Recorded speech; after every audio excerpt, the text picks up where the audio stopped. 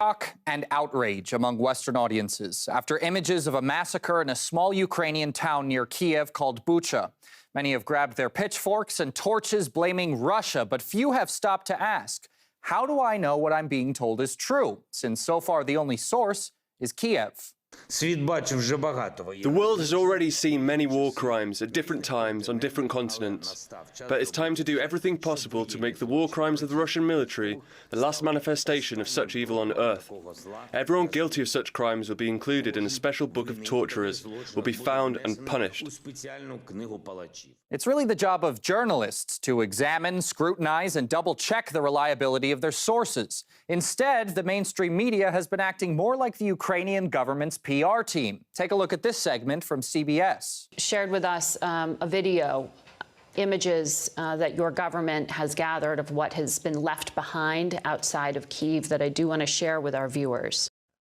Margaret Brennan of CBS admits that Zelensky's team handed her some photos, videos, and she's now going to broadcast them on TV with zero independent corroboration, just openly purveying a foreign country's war propaganda. This is what's considered real journalism in the U.S. There were even reports that foreign journalists weren't allowed into the town on the 3rd of April.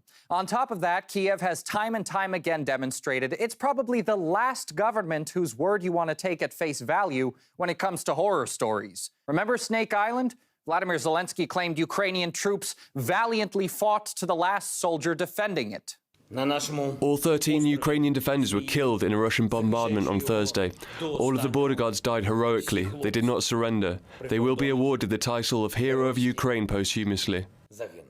Aside from the fact that there weren't 13 but 82 Ukrainian soldiers on the island, they didn't die fighting the Russians either. They surrendered and were safely returned to their families through a prisoner exchange.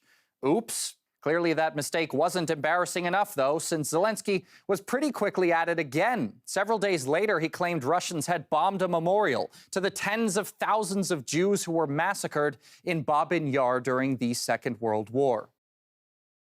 To the world, what is the point of saying, never again, for 80 years, if the world stays silent when a bomb drops on the same site of Babin Yar? At least 5 killed. History repeating. In addition to Zelensky's naming and shaming those who didn't immediately point the finger at Russia, turns out that story was fake as well. One day later, an Israeli war correspondent visited the site and saw a completely different picture.